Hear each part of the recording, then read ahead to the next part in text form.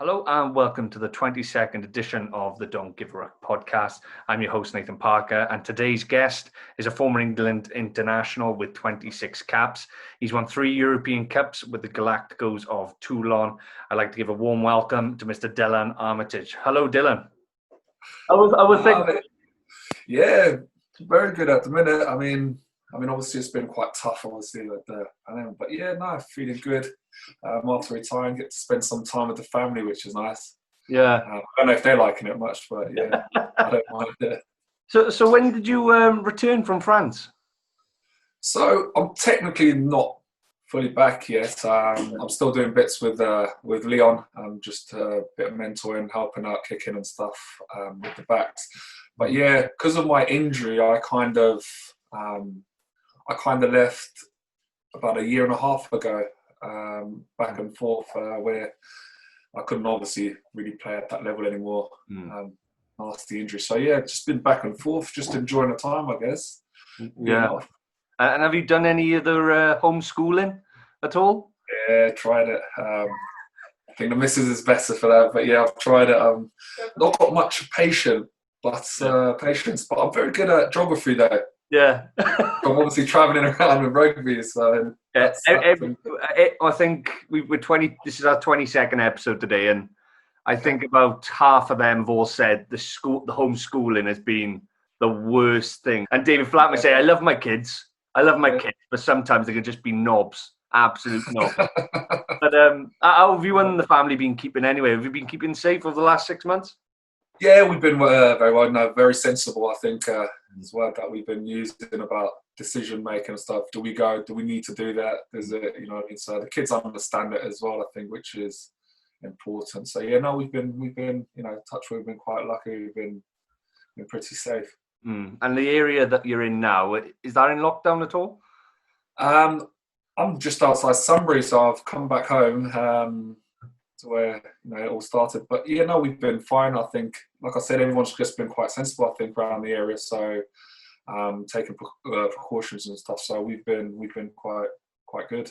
Yeah, and I heard recently you've got into the coaching side of things with China RFC. Yeah, so that was a bit of false advertisement. I think I went there. I was just helping out a friend, I guess, Richard Thorpe. We grew up together, London Irish Academy, and I went to kind of help him out, and it turned out that all of a sudden I've been announced as a backs coach. So now a bit of a false advertising there, but it's nice, to help them out. Yeah, nice helping them out. Was there a temptation to stay in France then at all, or was your sort of plan to come back to England?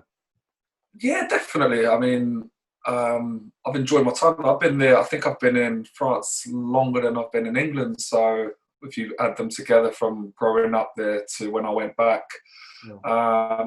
yeah, definitely. I would have loved to have, continued a bit over there. But, as things go, obviously, with the family and kids growing up as well, I wanted them to be a bit more stable. So if we were going to stay, we stay. If not, come back. And obviously education is very important. So I thought, the right decision obviously made with my wife, and I think that was to bring them back here to go to school. Yeah, and have you had time to sort of look back? Well, we've all had plenty of time to look back on things over the last 6 months. But have you had time to sort of sit back now and look back at your career, look at a few videos, and say, that was pretty cool? Yeah, I mean, obviously it's only been recently. Funny you just mentioned that, because it's recently. Every now and then I find myself like, there'll be a video of, I think it was Matt Ghetto's birthday yesterday, and they did a clip for him, and they were showing clips of, the stuff that we did and the cups winning, and you start going back through it, and then you watch that video, then you watch another one, and another one. You start, kind of. Actually, we did do something quite amazing, I think, as a club. So at the time, I mean, a few months ago, I probably, wouldn't really be interested in watching it, because as Bernard Laporte would always say, that's history. Look to the future now. But sitting down there, having a bit of time, looking back, reminiscing, it's it was quite a nice feeling. And also, with just doing that, makes you want to reconnect with those boys as well. So you find yourself sending a message out, and how are you, and how's things, and you find out stuff like, I sent a message to Nonu because I saw that he was coming back to Toulon, and you know, we haven't spoken in a while. And, you know, straight again, boom, conversation started going again, and it was as if, you know, we were never apart. Yeah, and I think when you look back at Toulon, it was groundbreaking, wasn't it? You know, to win 3 European Cups in a row and win the leagues that you did.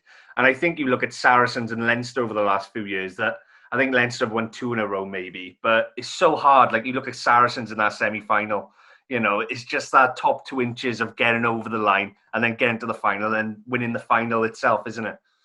Yeah, I mean, having done it, you can look at these teams, you know what it takes. It takes a lot of work, a lot of, you know, dedication, a lot of, you know, team builders, because unless you've done it, you always think, oh, you know, is it that hard? They've got a great team. But not all great teams, you know, I know, win things, because you have to gel together for one. You have to like each other, whether you don't off the field, but on training. And again, you have to kind of have some kind of connection with these people. Otherwise, you know, you don't put your body on line for them. You don't, you know, do stuff. So we have that great team bonding. I mean, it's easier when you're in the south of France and it's warm all the time. You can have barbecues for 9 months through the year. It's lovely, you know, it makes it easier. But yeah, no, like I said, it's the hard work. And those guys, obviously, they'd won things. The guys that come in, the Ghettos and the Johnny, they'd won silverware before, so it was quite easy. And on that aspect, how to win games and the analysing, when you got brains like that, it's, you know, it's quite easy for us at backs. And obviously you had an amazing time at London Irish, but did you think that was the most enjoyable time at a club or with a team at Toulon? Yeah, I mean, I had a great, 2008 season with London Irish, I think, when we actually, that clicked, you know. Brian Smith had brought in a lot of overseas players, Mapusua, Salossi Thagidamba, Elvis, you know, Ricky Flutie, all these guys came in, and it just clicked, you know. We had this good, you know, relationship, and it was almost, I think, that same feeling I had in Toulon for that 4 years when we were winning trophies. And, you know, with London Irish, we made the finals, obviously didn't, you know, win that. So we also made that semi-finals of Challenge Cup against Gloucester. Also, you know, that kind of enjoyment, I think, is very important in a team environment, and that can be from winning, going all the way, or not. Maybe that's probably what happened to Clem, I'm not sure, but they didn't have that last push. But yeah, it's, you know, it was an amazing time, both with Irish and Toulon. Yeah, I racked Jamie Cudmore's brain on that, and he didn't like it, I don't think. Did he not? No, he didn't like it. Because we were hearing rumours that they were bringing in people from their head and stuff, and talking to them, and mental trainer and this and stuff. And I didn't go into that. That's the first I've heard of that, because we were hearing rumours from Toulon about that, so we were laughing about it too. We were like, what? Just get Bernard in there, they'll start winning. That's what I was like, you know, is it just bad luck, or, you know? What was it, like 14 finals, 2 wins or something? They have something ridiculous. It was ridiculous. And I think in his time at Claremont, I think I think the finals that he was in, because he was at Claremont for about 10 years, wasn't he? And I think that's all he won was the Challenge Cup, which was crazy when you look at Jamie Cudmore and everything he did for Claremont, and such a big club. I think they went like 3 or 4 years unbeaten at home or something, didn't they? Yeah, 2 years, I think. So yeah, 73 or 4 games were unbeaten. Yeah. It's a shame, because you see the quality of that team, and I mean, even us when we played them, I don't think we ever won. I think we won once over there in the last 6 years. So, I mean, you know, great squad, and just underachieved, didn't they? They, you know, from every year for the last 10 years, they were the best team in Europe, and, you know, going into the final stage, I mean, in the group games, they were always number one. Yeah. They would beat teams by 60 points and get to the finals, and, you know, it was just, I don't know, they just couldn't finish it off, I guess. And I suppose the experience that you guys had, not just in the pack, but that back row was unbelievable. Joanne Smith, Masoe, you know, it was just, and Van Niekerk was just playing the rugby of his life. Well, I mentioned my brother, he won't be happy with that. You mentioned him, but European player 3 times in a row, he might be happy. Up there anyway, he was. That's got to be the most scandalous thing ever, because I think it's not on the same scale, but as a Welshman, I look at Thomas Young at Wasps and the rules that prevent him from playing for Wales now. And I know he's not on the same level as Stefan was, being European Player of the Year, but like England were just screaming out for that type of flanker at that time, weren't they? Yeah, definitely. I mean, there was talks. I mean, back in there, I think we were talking about 2015 there before the World Cup about Steph coming back, and I don't know, it all went wrong. I don't know really what happened, but like I said, yeah, the whole talk was about to win the World Cup, you need a flanker that can steal ball, and that was it. And Australia at the time probably weren't playing their best rugby, but they had that in the pack, and that showed. And I guess with us as well, winning those European Cups, I think if we didn't have players like that, the Lobbe, my brother, and then the physical boys as well. You need the Masouis to get you over the game line. Those kind of guys, I think we would have been in trouble. You definitely need a ball stealer somewhere in there. And is the difference between winning a World Cup, innit? Because I think if you look at South Africa, I think South Africa 2 years prior to the last World Cup, I remember going to the Millennium Stadium and watching Wales play them, and a young Faf de Klerk come on, and they had all these youngsters playing, and I think they had a quota system where they had to have a certain amount of black players playing, and maybe they weren't as good, and so on. But I remember looking at that side, and then all of a sudden they changed it completely and said, right, we're going to go back and we have the European players, the Abanas and all that, come back and play for South Africa. And look at them winning the World Cup last year, isn't it? Yeah, definitely. I mean, I think the Australians did the same, didn't they, with Drew Mitchell, and made a rule just for them, and Matt Ghetto, didn't they? If you've played over 60, you can come back and play. And I mean, at the end of the day, everyone knows World Cup comes, every 4 years. So play your best players. If you have to bend the rules to win a World Cup, is anyone going to moan? Or we change the rules to win a World Cup? No, as long as you win it, who cares at the end? No one, because I always say, people say, oh, that was, Clermont should never have lost against you guys in the first Heineken Cup game. We defend for 70 minutes. Yeah. They did all the plays and we ended up winning. But nobody remembers that. Everyone goes, oh, Toulon won. They don't remember how we won it and how boring we were. And they won it. Simple as. And I think, the South Africans saw that an opportunity there. And I thought, brilliant. They brought those boys back. A lot of experience. A lot of guys that knew how to win World Cups and play tough games. And, credit to them. And I'm sure we'll talk about the European Cup victories later. But I want to go back to the start and sort of your rugby career in France. Was there ever a chance of you putting on the blue of France rather than the white of England? Yeah. I obviously got Nice, went into their setup there at under 14s, went through the ranks. I did all the kind of the Middlesex, the areas kind of selection, got into the last 50. We trained in Narbonne, had a few guys I remember now that was in that room with me. We had rooms of 8 players. I remember next to me I had Yannick Nyanga and I had a few other boys that obviously play now with the same age. First training session was you have to be able to swim. So in Narbonne on the Sea, 50 meters, so from one boy to the other. So they pushed us in there and we had to go and swim 50, and that was part of the selection process. Like, who's going to swim on the field? So it was kind of a weird, surreal thing. But yeah, went into there, got through that. Obviously, there's like France 16. There was a big squad. Obviously, got into that until we had a kind of like friendly games between us and the other matches, and then ended up not going through that because of my height. I didn't start growing till late, and obviously weight as well, which was very tough for me through my whole career, putting weight on. So so I didn't make it there. But yeah, obviously doing all that, my aim was, I live in France, I've got an opportunity to play high level, almost put that blue shirt on. Yeah. And what was the reasons for you coming back to England then? So luckily, I've always been a member at Richmond Rugby Club, and when I started there at under 10s, I had a group of guys that every year they went on tour, whether it was to Amsterdam, whether it was South Africa, and I always, at the end of the season in France, went on tour with them.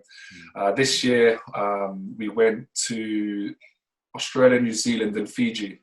Yeah. And from then, the coach from Richmond said, look, how's it all going in France? I reckon you could probably make an England squad over here if you came over and went to school and did stuff here. So had that conversation with my stepdad in France, and he said, look, if you want to do that, give it a go. And yeah, just left them in France and came over and just knocked on the door of the guy that said that he'd help me out and can I stay with you? That was it. I was living with him now, and I was lodging and going to school, and then started playing at Richmond. Yeah, and obviously you broke into the London Irish Academy as well. How much do you owe to the Irish, and you know, because we talked earlier about your best moments of rugby in the 2008 season, because you had some great times there, didn't you, in the early to mid 2000s? Yeah, definitely. I mean, I was quite fortunate. The way I got into the London Irish Academy was Corin Palmer, who was the academy manager at the time. It just set up the academy at London Irish, but he also played for Richmond second row. So, you know, he used to come to the games, and as Richmond were coming up through the leagues, I was playing there. Got me an academy. You know, I was very lucky to have him and Toby Booth. I mean, especially for a kid like me who was a bit, you know, not as clean as everyone. Yeah, looked after me really well. Worked really, really hard for me because I could have been kicked out of the academy on numerous occasions. But yeah, no, looked after me really well, got me through the ranks. I mean, from an early stage already, I was already, you know, in the London Irish A-League squad on a Monday at 18 years old. You know, there was under 19s, under 20s, but moved straight through. I played probably one game at under 19s at 18, and then under 21s most of the season, and then the A-League as well, which was very, very, very tough for 60 kgs, 6'3", skinny fullback. So yeah, really enjoyed that. Got through the ranks, and you know, saw the players come in, players go out. Very lucky to have had Paul Saki and, you know, Justin Bishop, those guys as mentors in there, really looked after me. So yeah, it was great times. I mean, tough times. We fought relegation, you know, for a few years. Obviously, going into games with not a lot of ambition about winning the league, was more, let's stay in the league. A few tough times, big losses, but yeah, no, I still enjoyed actually working with these guys, because as much as we were losing, we still had a really close, tight-knit group at London Irish, very family-orientated team. So really enjoyed my time there, at those stages, even though we weren't doing so well. Moved up into the big boys leagues, as we say, top six channel after 2008 with the big boys, and you know, even again, you know, still again pushed on. Those boys came in and brought in a different culture again, which was still family-orientated. Work hard, you know, play hard, drink hard. Yeah. So what can go wrong with that? Exactly. When you said about when you were in France and the sort of, you weren't, you know, you didn't have the weight, you know, your growth levels and so on. So France declined you, and you were better suited to the England game, were you? Yeah, which is strange because when you look at the French game, the counter-attack and having a go, jouer, as they say, I thought I was more suited to them. I think at the time, France were more interested in big players. Yeah. At the time, I mean, I was there, I was the same age as Poitrenaud and these kind of guys. Bruce was still hanging around, Jean-Jean. So these guys were quite big, tall, but big French fullbacks. So I think that's what they were looking for at the time. And I think in 2002, going up, I think every team were looking for big players. And I just didn't fit that mold, I guess, over there. Yeah. And have you always had a sort of an abrasive nature about you on the field? Because, you know, another thing I said to Jamie Cudmore, the first thing you do when you type in Delon Armitage on YouTube, the first thing that comes up is, unfortunately, rugby's biggest thug, which is, you know, totally unfair because of, you know, the flair that you played with. But, you know, have you always had that abrasive nature on the field? So I think it was more, it wasn't abrasive. I mean, obviously, being told you're smaller, and actually when you look in the mirror and you see compared to the other players, if you didn't give that 100, 110% a bit more and use aggression, like, you know, I'm not going to, and I think was my kind of way of trying to big myself on the field to get myself up for a game. It wasn't, you know, that I wanted to go out and fight people away. It was nothing to do with that. It was just for me to just, I don't know, it's like a small person, in front of a big guy, you still got to show like you're not scared. And that was my kind of thing. Not that I want to go out there angry and have a fight with anyone, because that was, my on-field, the way I had to. But nothing, I'm nothing like that off the field. No. Yeah, but it was weird though, because as you grew, you turned out to be quite a tall fullback from what I remember. Yeah, compared to a few of the boys, I never really felt that tall until I realised the other fullbacks that, were next to me. So I wasn't sure whether I was tall and just wasn't jumping as high, or they were just short and could really spring up. Cause it was weird, because I went through, when I first met up at England and, Foden and those guys were there, I thought, wow, because you see these guys catching high balls every weekend, because obviously you analyse, you look at the other fullbacks, what they're doing, what can you do better, and see these guys flying in the air, and then turn up to training at Penny Hill, and I was like, he's half the size of me, but he's still jumping just as high. So yeah, it's amazing. I think height does help when you're a fullback, but if you can get off that floor like they did, it's even better. Yeah. And going back to your first game of professional rugby, do you have many memories of that? And was it a tough day for you? It was one of the toughest. So I played a couple of times off the bench at Sale, and then came off the side. But my first start was against Leicester at home. And I remember looking, because they give you the program and you go in there and you look at the team sheets, and I was looking at their team sheet and I was looking across mine and their fullback, looking across, and I'm thinking, wow. And I saw Freddie Tuilangi on the wing, Henry at number 8, Tuilangi. Then I thought, oh, this could be fun. First kick-off, Andy Good, bomb, straight on me with loads of time. And it just felt like it hung in there for ages. I had time to look at Freddie come in, look at the ball, look at Freddie come in. He hit me. I think I was on a 22, and I ended up in our in-goal area at the JC, where he's hit me so hard. And I remember lying there just trying to catch my breath, and Maples was like, hurry up, you got to, kick it off. You called the mark. And I was like, did I? I didn't even remember. So, I think that was welcome to the Premiership, he said to me as well. So I did feel really welcome then. Well, I was doing some research. I believe one of your best memories in an Irish shirt was a Heineken Cup game against Munster. Yeah, that home game.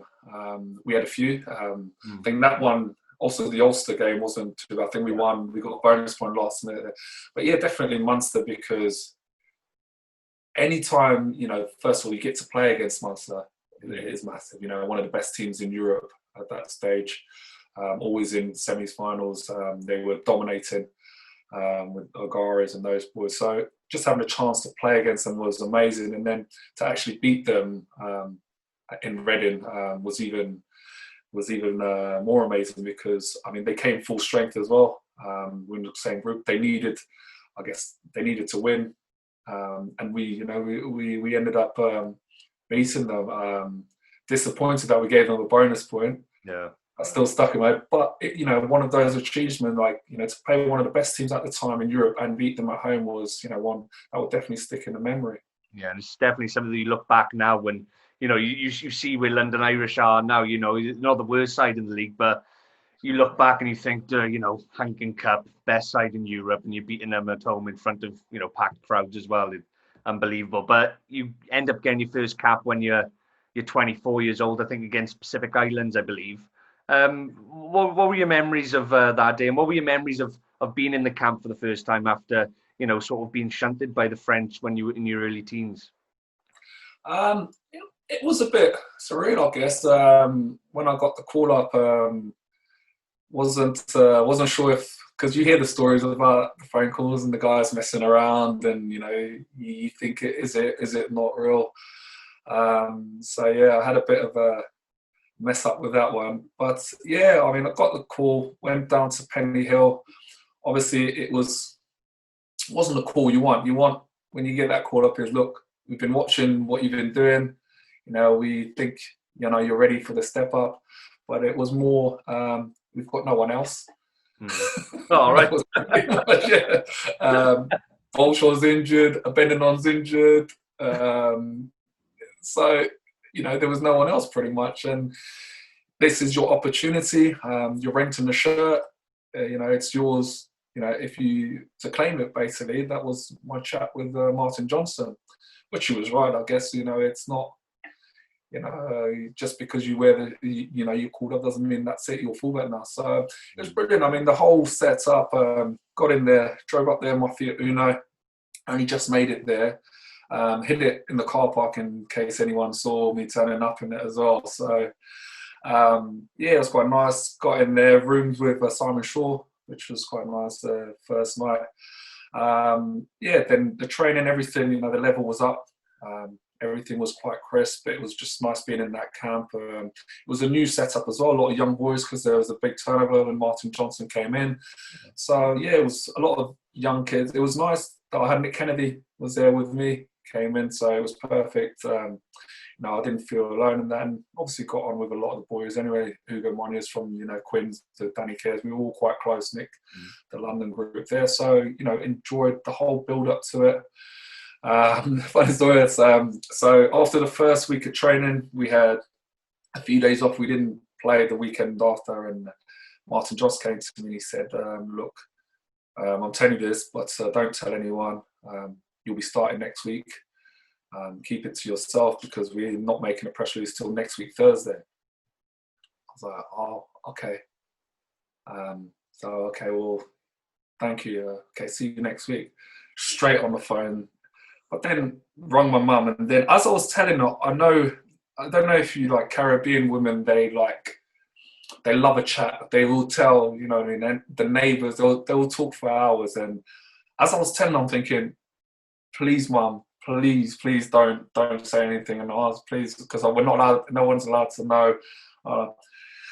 So I thought, right, perfect, mums, I'm very excited. Next week, can't wait, coming up. All weekend, phone didn't stop ringing. Your mum's rang me, told me the good news, well done, and that's all. So I think the whole village in Brixham knew before it was announced.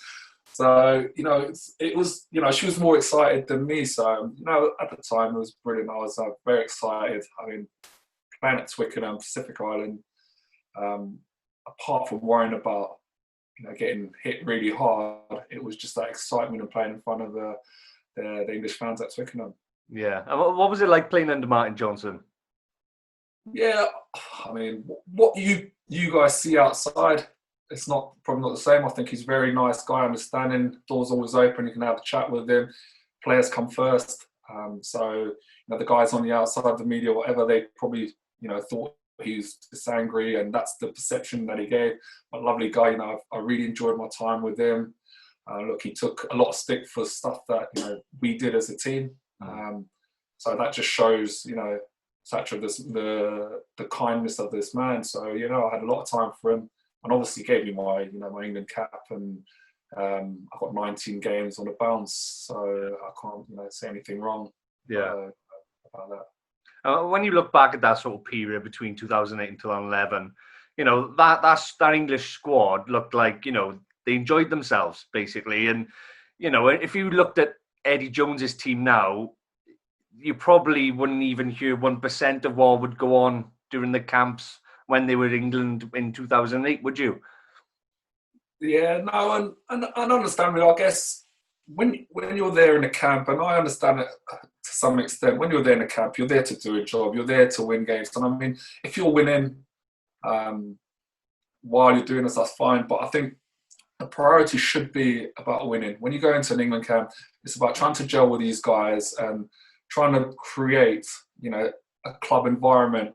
And I think when you've got social media and you're filming everything and you're, having a chat you're on Twitter on this, I think you forget why you're there, and it almost becomes a personal thing. And I kind of agree with Eddie. Put your phones, leave your phones at the door, get to know each other, have a chat with your boys, sit on the table, stay up all night if you want, but get to know each other, make that team, that family environment. And I think that's the right way to go when you're in an international setup, because you're from different clubs, you're from mix up and try and I think that's the best way of doing it, and I agree with what he's doing there. What have you made of Eddie Jones as a coach? Because I remember when he was appointed as the England coach, and I think it was just after the 2015 World Cup, wasn't it? And the first thing I thought was, shit, they've got a coach now. I knew Stuart. I loved Stuart Lancaster. I thought he was a brilliant coach, but I thought he's going to take him to the next level now. Yeah, at the time, I'm not gonna lie, I was pretty disappointed that he got it over the English coaches that we did have. Because I thought, we've still got some good guys coaching that could have stepped up. But yeah, you're right. It's all about results, and he's come in, and that's what he's done. I see some of his interviews. He takes a lot of pressure off the players, which is very important. And he's done exactly what it says on the tin. So for me, it was a brilliant appointment. Disappointed when I saw a few media stuff of guys saying, Eddie's had it, before the World Cup, and I couldn't understand why that was. Because if you look at his record up there with Plywood, I think he's one of the plus away from England, other clubs and countries. Sorry, he's been amazing. So, and you can see he's one of these workhorses working all night. I guess I'd hate to probably work for him, like getting phone calls and texts in the middle of the night because he's had an idea. But that just shows the strength of man. He wants England to do well. So why would you want to get rid of him? Exactly. And I remember actually your game against Wales at the Millennium Stadium 2009. I was about 20 yards away from you when you scored that try, and I was nearly in tears. But what are your memories of that first try against Wales? Yeah, I remember it. I remember it quite clearly. Didn't you do the ash splash? No, well, I tried to, but I put a leg down because I went up so high. So I put a leg and kind of planted. Yeah, it wasn't pretty. Probably get a 4 out of 10 for that, whatever. That's women training in France. I think I wasn't used to scoring. I've been back at Lannage, haven't scored many tries, but that was quite amazing because it was, I think, the first time I'd played at the Millennium Stadium as well, and just the crowd was on the field. It just felt they were so close. It was the first time I couldn't hear anything, and everything echoed. It's almost as if you were in like a concussion zone, like you couldn't really hear anything. So yeah, that was the first try as well. I thought that was going to change the game because we got quiet players, but then they still beat us in the end. But I think one of the biggest things I remember of that game, I think I was only 13 years old at the time. I don't want to make you feel old or anything, but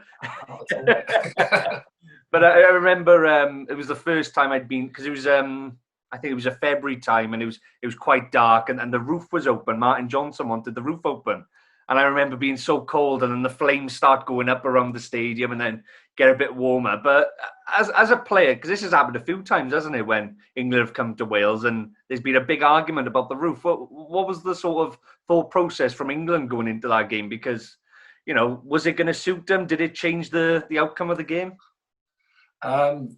To answer your question, we didn't have much. Well, didn't know much about it. I think obviously that would have been a decision with the management and captain. Yeah.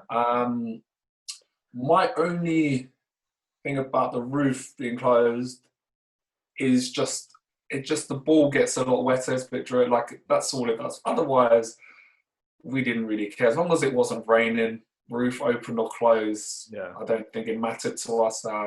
We used to obviously Twickenham. There's no roof. There's no decisions to be made there. So, obviously, if it wasn't snowing, it wasn't raining, I think it was just have a little dig, I guess, just something to talk about and not the players and anything else. Yeah, and obviously, I think you scored 2 games in a row after that, and one of those tries came against France in a big victory at Twickenham, I believe.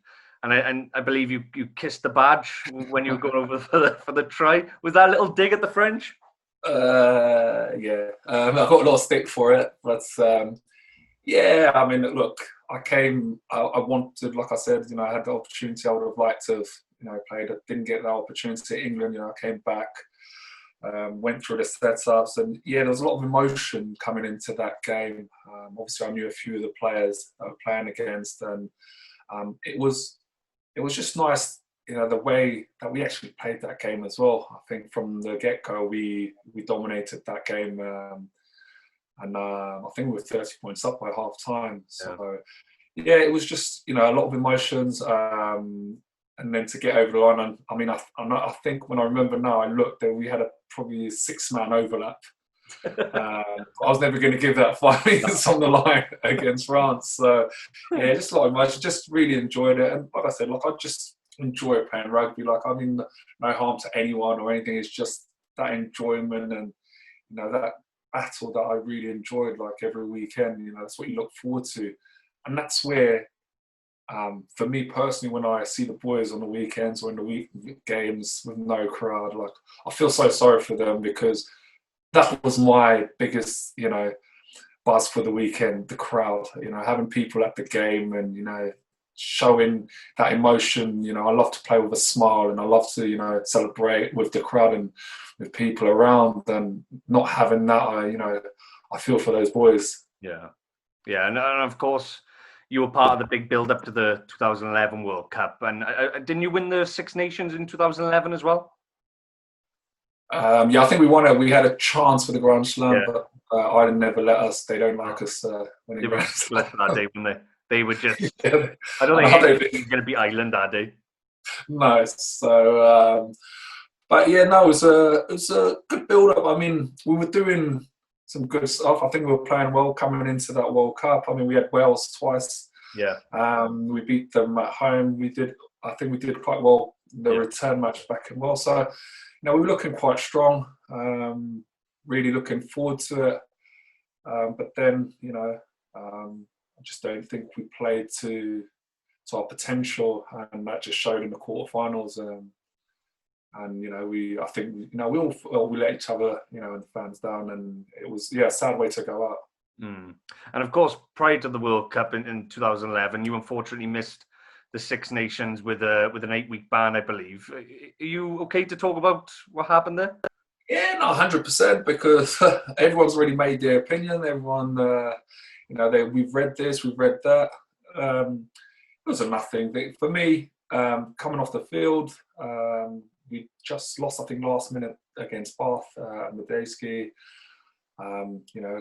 Quickly, swiftly moved off field, shaking hands, walked off, and it was just I think someone put a hand on, grabbed me like that, and I went, swore F off, and knocked the hand off. So then I got done for assault and abusive language. So the funny thing is about it, which I felt let down by the club and everyone else, is that if this was to happen anywhere else, someone's grabbed you and pulled you, and you've done that. First of all, why are they touching you and pulling you? Why these other questions would be asked? But they decided, no, he's this bad kid. He's done it on purpose. They had no witnesses. I explained what had happened, but no, you hit him. No, you saw him. He was worried for his life, apparently, with all the security guards and everyone there. So, that was my side. Nobody really cared because of the perception the media was putting out there for me. So, it's one of those people just say, "Oh, let it go, let it go." I wish I hadn't at the time. I wish I'd, come back and told my story about it earlier. But it was one of those, if people say, "Oh, just keep quiet and it'll go away."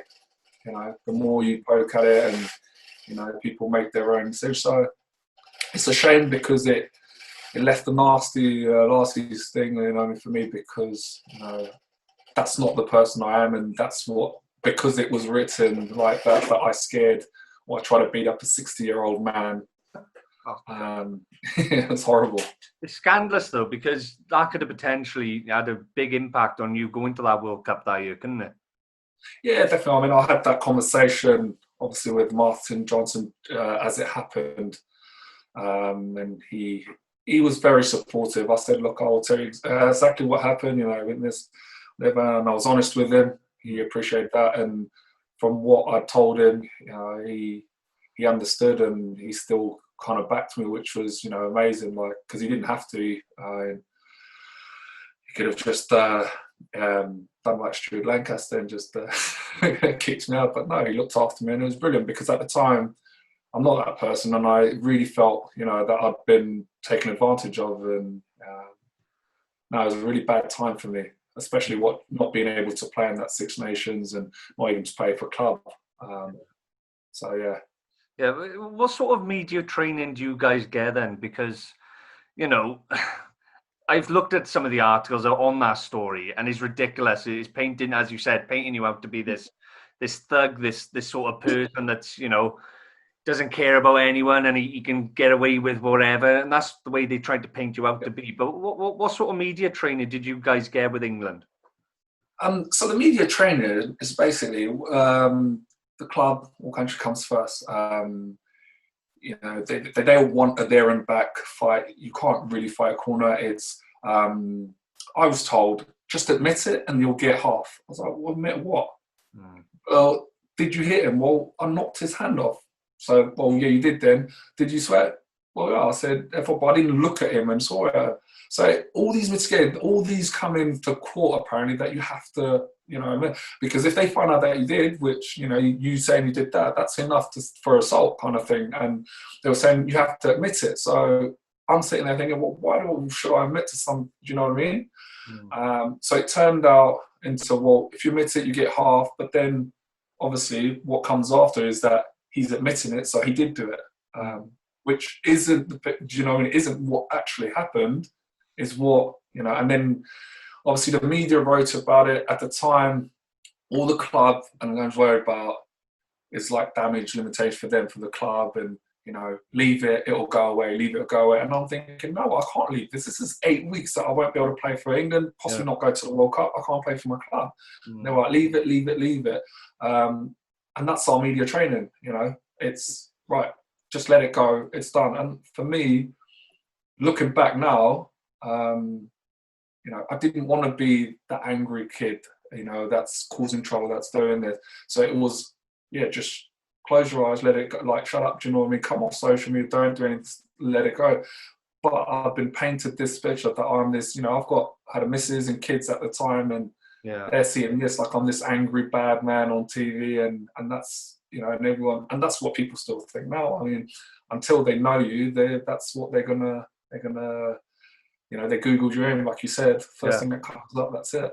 Yeah. And did you get the guy's story then? Was he at the disciplinary as well? Because, you know, you, as you said, you've just come off the field and you've lost in the last minute. And it's sort of similar to, I think, sometimes when somebody's losing at half time and they stick a mic in front of you to get your thoughts. And, you know, it's like people don't get the adrenaline that's going through your body at that time.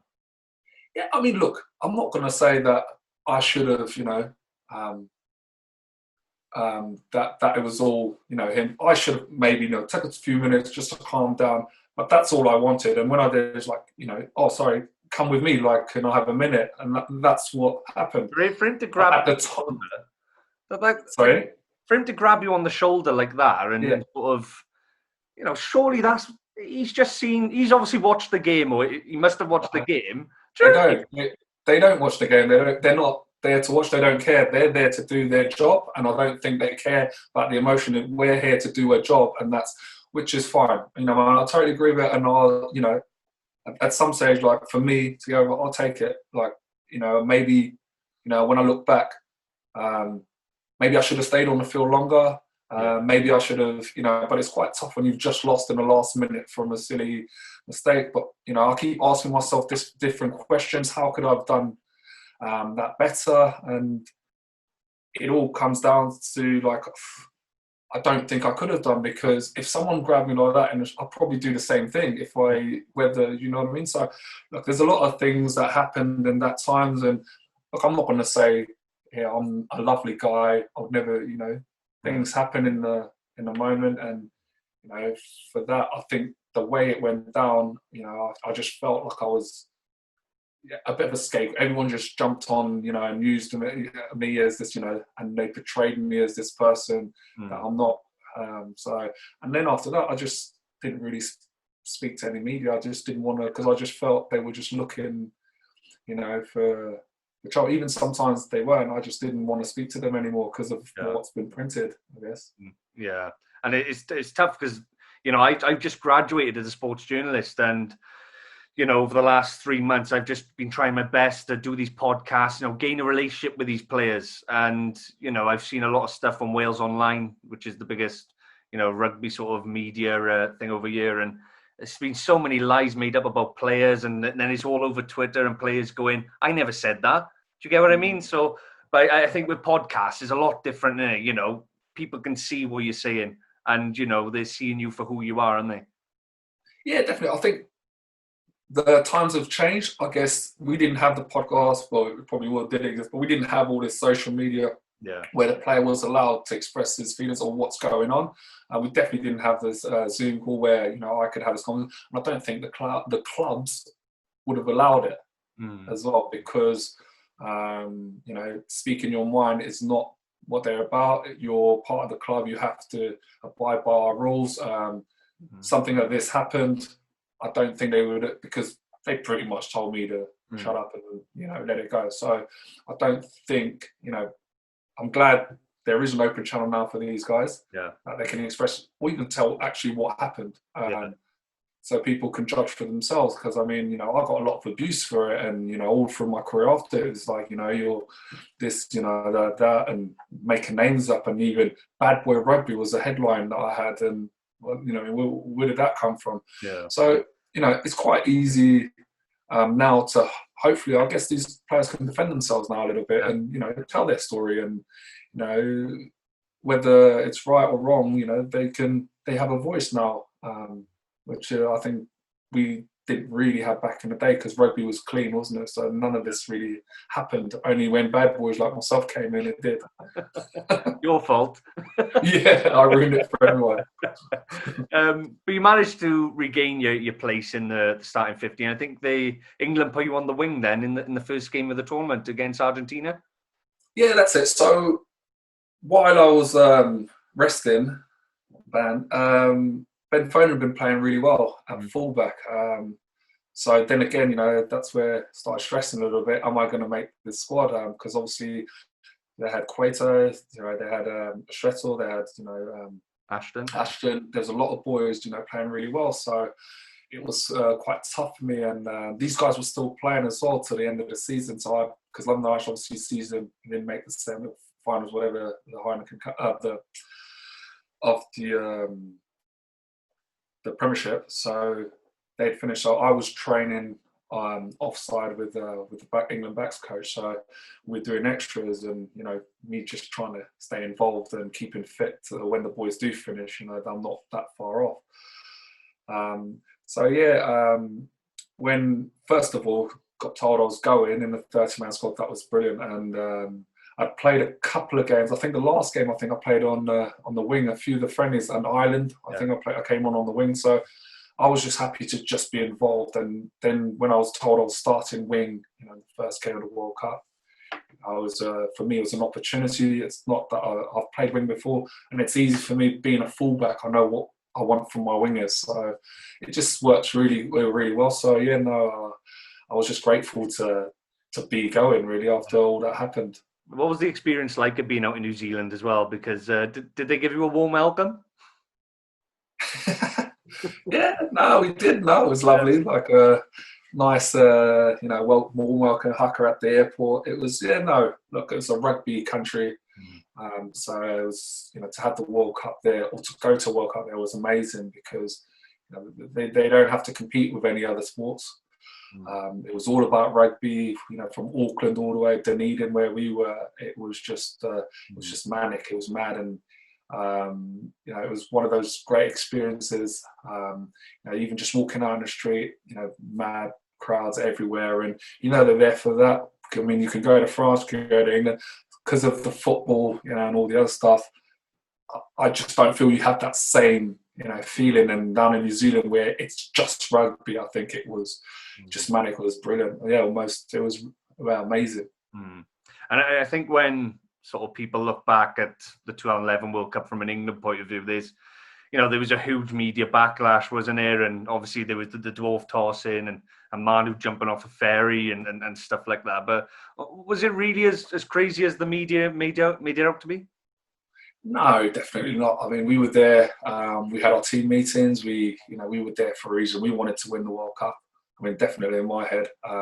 Whether we were good enough or not, I don't know. But we were definitely going game by game to try and win the World Cup.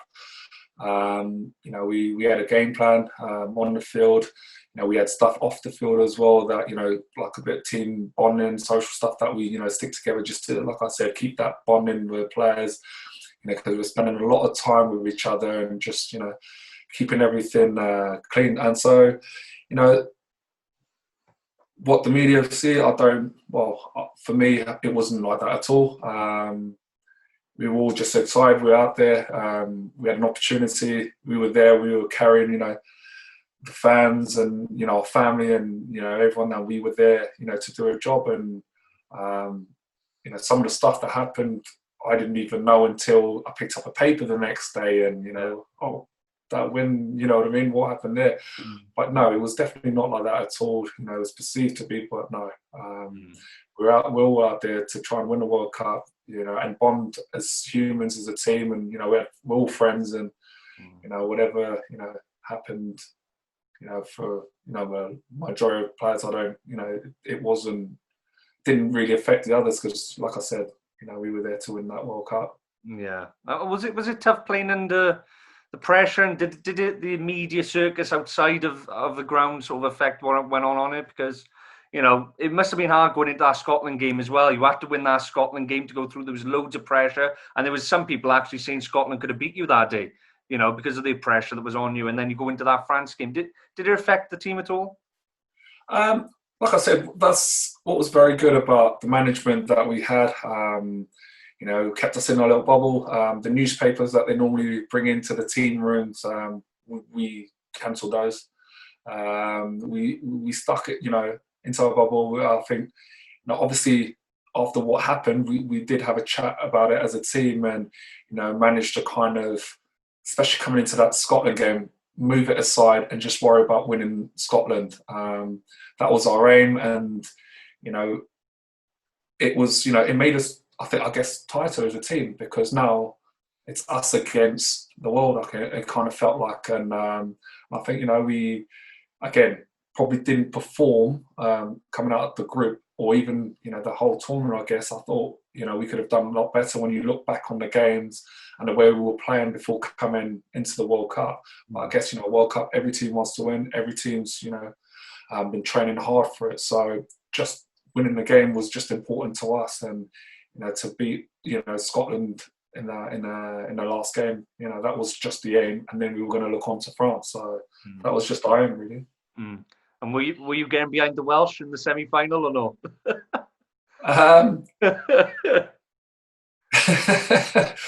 Yeah, look, for me personally, they were the two best teams, weren't they? Wales and New Zealand, and I would have wanted to see them two in the finals. Great final. 100%. Like for me, and I'll honestly say I wouldn't have said it before, but yeah, definitely Wales were the best side in the tournament with New Zealand. I would have loved to see in that finals. Yeah. I would have hoped, when looking back on it, could have just given him a yellow and we could have seen a great game. It was quite disappointing, but it's a shame. But yeah, definitely the two best teams, and I would have, and I think personally, after looking the way Wales are playing, even after losing that player, and with that momentum and the way they gelled, I think they would possibly have gone all the way, because New Zealand didn't look the strongest in that finals game. Very nervous. Yeah, very nervous, didn't they? Yeah. And of course, Stuart Lancaster takes over then it's either at the end of the World Cup and then goes into the 12 Six Nations. Why weren't you picked? And was there sort of a bit of dialogue between the two? Yeah, we had a little conversation.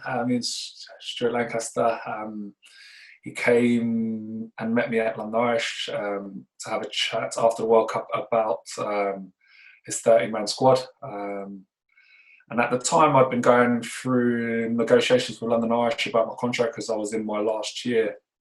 And it all depended, obviously, my contract on the England setup, because if you're obviously in the England elite squad, then the clubs get supplemented or whatever. And he turned up and said, "Look, you and Manny, one of the best players in the World Cup, but we're not going to pick you in the 30-man squad."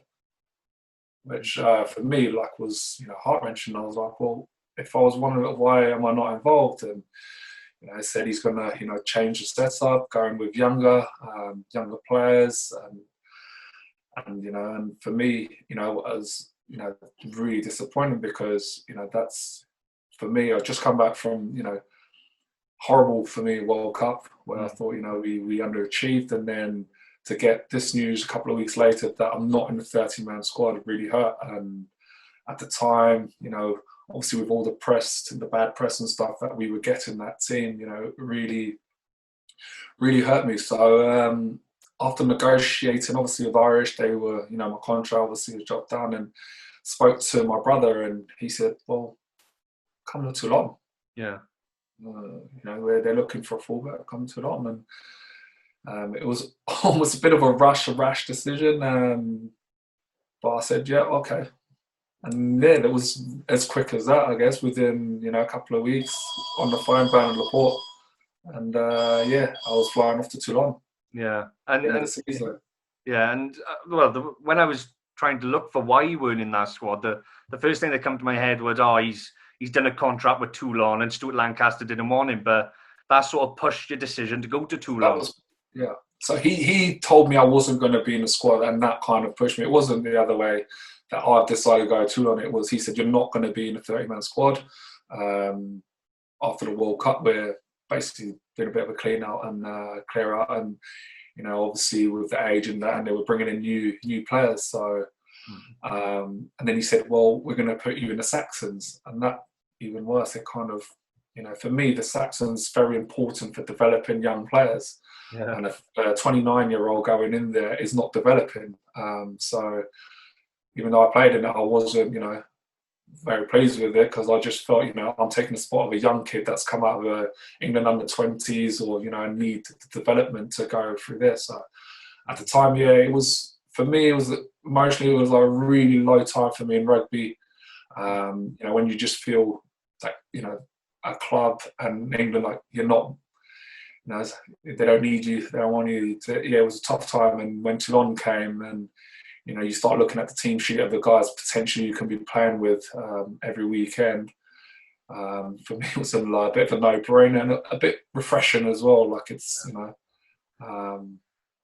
good, strong team, obviously led by Johnny and some great world-class players. So at the time, decision was a tough one, and at the time I was finding it really hard, and even when I turned up to Toulon, it was very hard for me.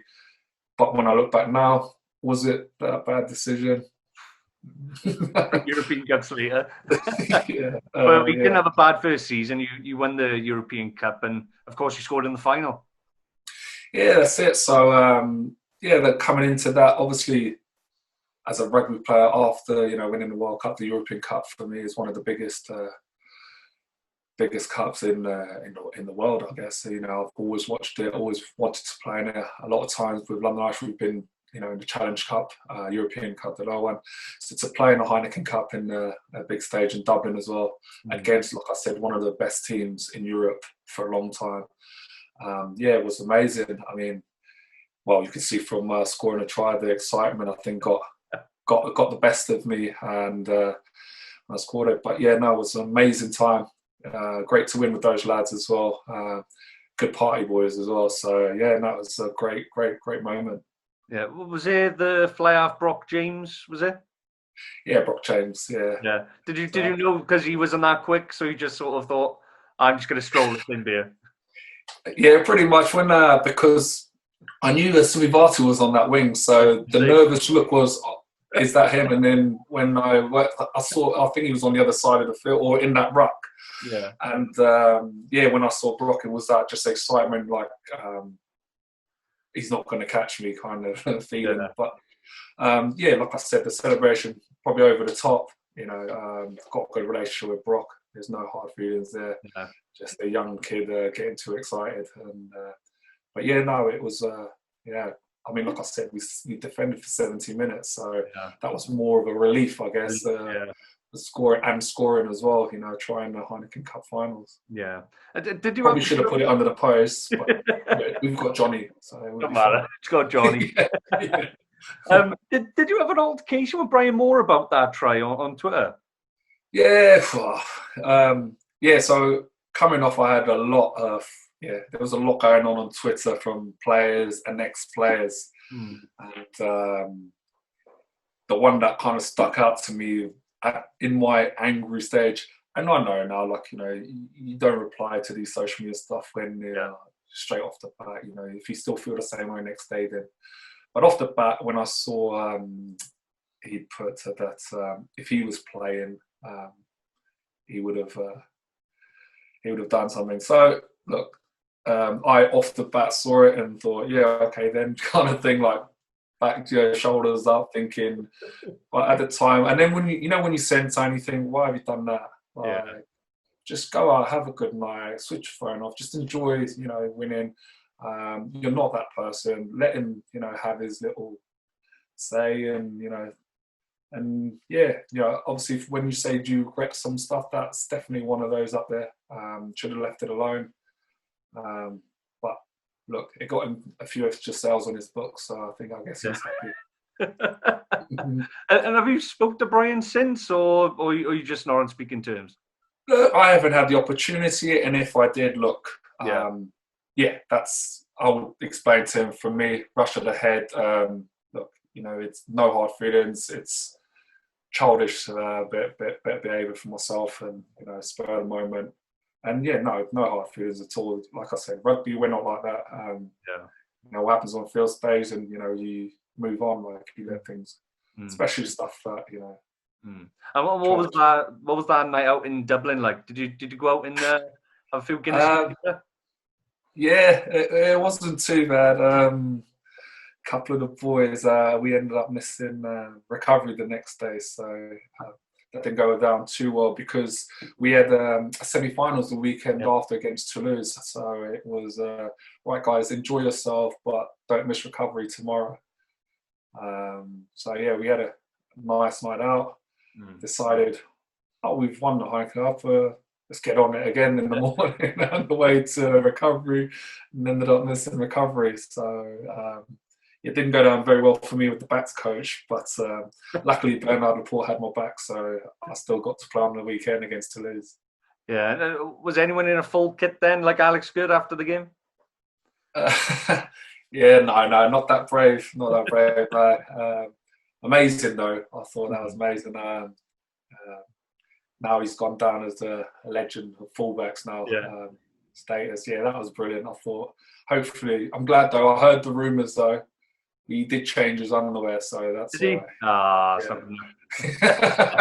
Rumours though, I'm not sure. I'm saying it's not. Yeah, I'm hoping there's a rubbish. Rumours about men's underwear. It's amazing, and it just shows, mate. Like, again, another player. I think he's been amazing for years at fullback.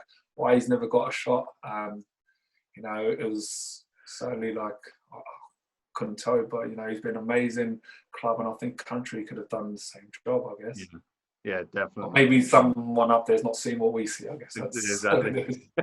Put him in the Saxons. That's it. And out of the 3 European Cups, which one for you was the sweetest and the most enjoyable? Definitely the first one. Yeah. Definitely the first one. I think it was, it's winning the silverware, and a massive one as well at that occasion as well, with a new club, with a great team, and the celebrations went on for a lot longer than the second. The second one was more, we need to keep switched on. That's not enough, because we wanted Johnny to leave the game with a double, with the Heineken Cup and the top 14. So we kind of curbed it a little bit early nights, and we kept focus for that.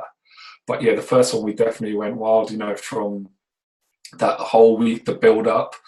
For me, the excitement of playing in the finals in Dublin against, one, like I said, one of the best teams in Europe, and having defended for so long, and even we almost lost in the last minute. I mean, Skrela hits that drop goal. Lucky, we had the big frame of Basta in front of him. If it was me, it'd probably go over.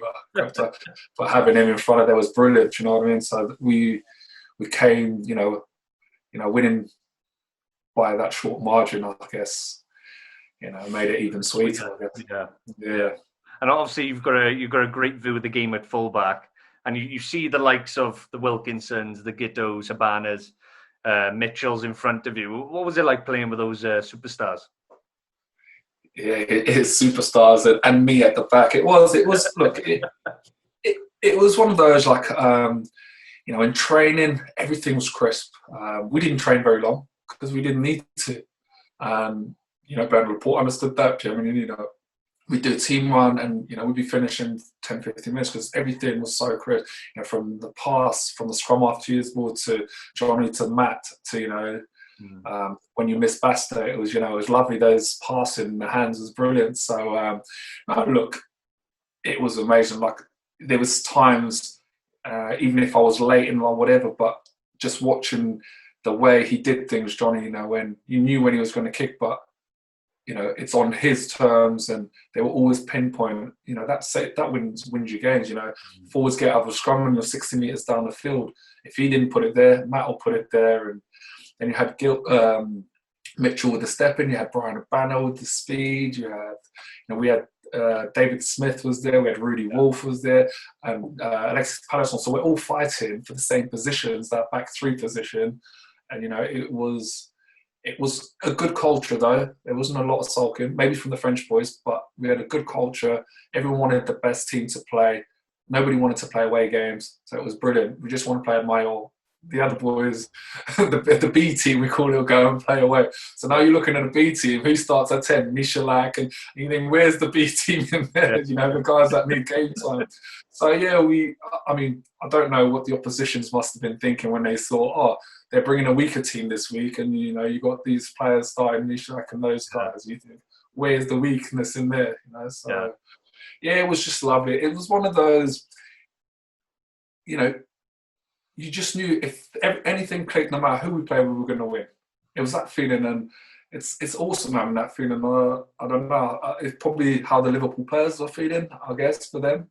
At a time when, last year and the year before, it's just that kind of, if we click, no one can stop us, especially with the forwards. You got that front row, Sheridan, Bruno, and Carl Heyman, and then, Bakis Borton, those in the back with Kendo for lineouts. It was, we were covered in every single position.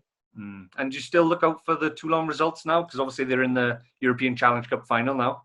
Yeah, definitely. I mean, it's a bit sad, obviously, with the time can't go and watch that European finals. But yeah, look out for them. I mean, I only remember like one player that's still there, Tofina, but the others, they're all new players that have come in, and obviously, yeah, it's nice to see they're doing well. It's nice to see that they're bringing up the academy through as well. Are we going to see the big names come back through again? The new owner says no, so I'm glad that these young kids now who are from that area, who have experienced, they were probably, like you said, they were probably 13 watching us play, and now coming through, they'll, hopefully they can, put the club back to where it is, especially, like I said, not only for Toulon, but I'm guessing London Irish as well. Hopefully they can do that here as well. Because quite a lot of us came, I think there's 12 of us came to London Irish Academy at one time. That's crazy. And when you sort of look back on your career now, forget about regrets. You must be really proud of what you achieved. You look at some of the stuff that you've won. Yeah, definitely. I mean, yeah, not only what I've achieved, I think the main thing as well for me is the friends as well, the people that I've got to meet from the different countries overseas, Southern Hemisphere, Northern Hemisphere. I mean, the travelling, the 9-hour bus journeys together, sitting in the back there, just all those things brought together, and the stuff that you go through, the work, to win these silvers. And I think, I'm very grateful, and when I look back on it now and I watch videos and I actually think, no, we did that. Like we got that crowd. I mean, I've got a video of when we come in on the boat after winning the first Heineken Cup in Toulon, and the whole place was, the whole. I don't think anyone was at home. The whole streets, everything was packed, and we did that at a time. You're all in your emotions, you're excited, you're carrying the cup, you're with your boys, you're having a laugh and that. But when you look back at what you actually did for that place, it was, it's amazing. Like, and like I said, I'm really grateful for the career that I had and the people that I've met, and the silver obviously the most important that I've won. I'm bringing it forward to today and the future for yourself. I believe you've got your own podcast coming up now. Yeah, no, I've been looking up there with me, man. Yeah, no, I don't think it'll be as good as yours, mate. No. Brilliant. And no, it's just obviously we've had like a couple of people come in. It's called the Top Bar Podcast. Yeah. It's where, like, it used to be, at London Irish, they used to have the Top Bar, that's what it's called. So it's basically just having a chat, reminiscing a little bit, with ex-players, a bit of mental health and all stuff. We've got, like, my brother Guy, who struggled a little bit. He's going to come on, have a few chats with Topsy Ojo. Yeah. Obviously, we started the academy together. We've got a few others. James Bailey, obviously, we're talking a little bit about the BLM and stuff on there. So yeah, we've got loads of other stuff, and obviously these guys have all played London Irish as well. So it's a little theme in there as well, to get the new or the older fans, just stories that we had about the old ground in Sunbury. So yeah, just doing a bit of that podcast, and really enjoying it at the minute. Yeah, it's a good laugh. Yeah, and when is the podcast coming out? Is it coming out next month? So yeah, we're hopefully in October.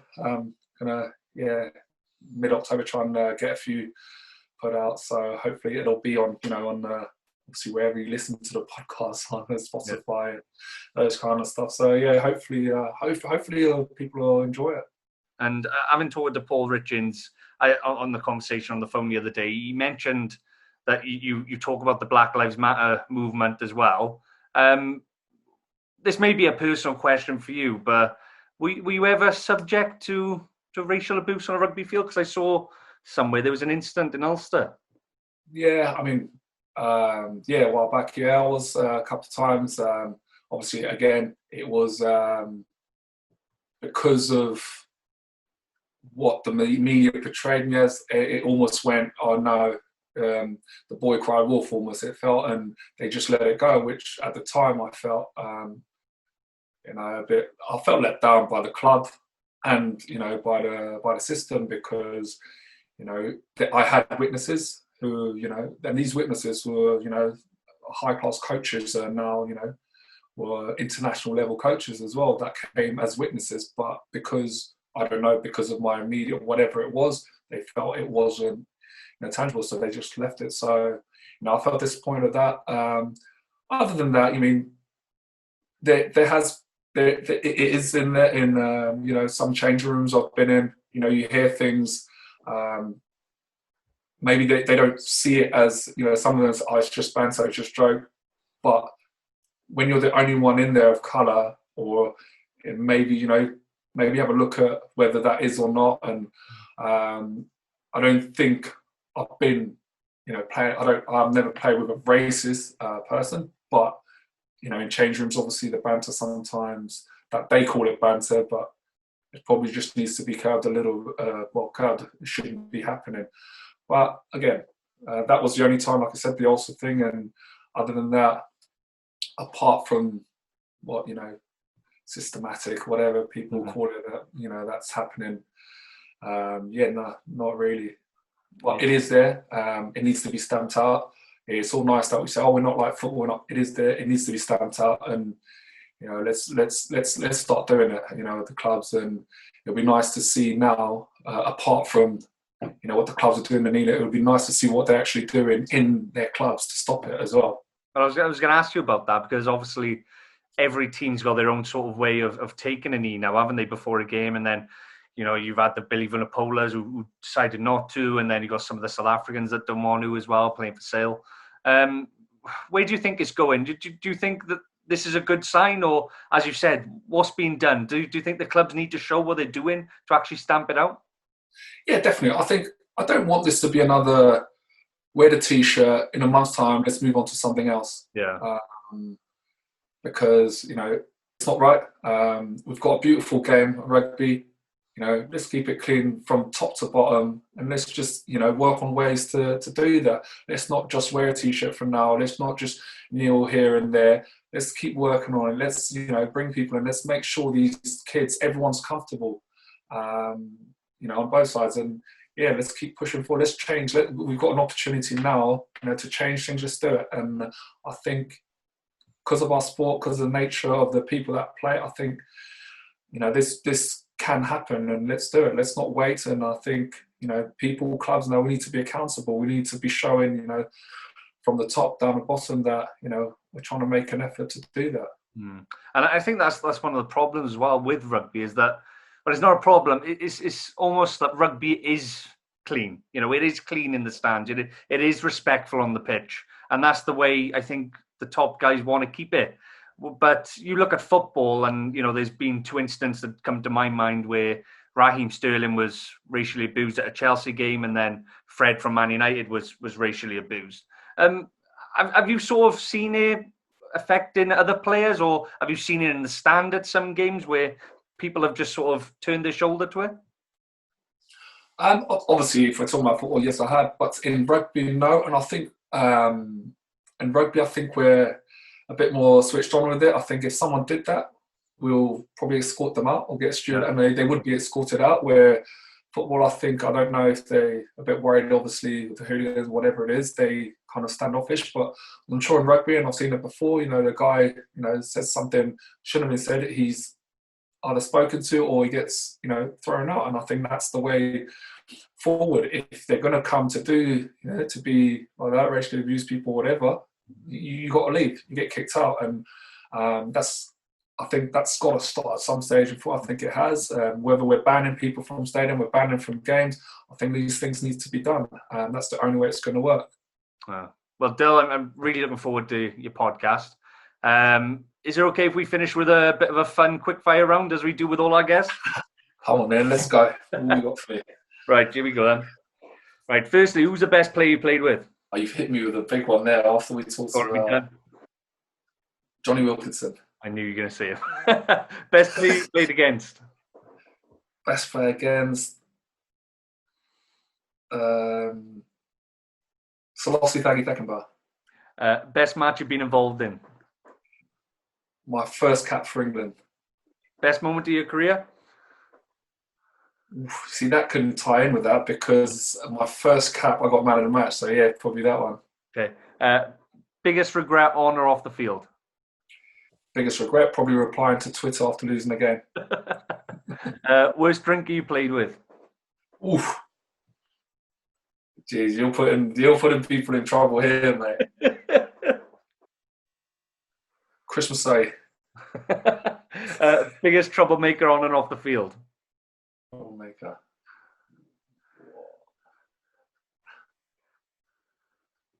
Don't have any, mate. I thought you were just going to say yourself then. That's not, yeah. Well, Del, it's been an absolute pleasure having you on the show today, mate. And I really look forward to listening to your podcast. Thank you. Well, thanks for having me. I've had a really good time. It's nice to reminisce a little bit and talk about yourself. It's always nice, isn't it? So, yeah. Thank you for having me.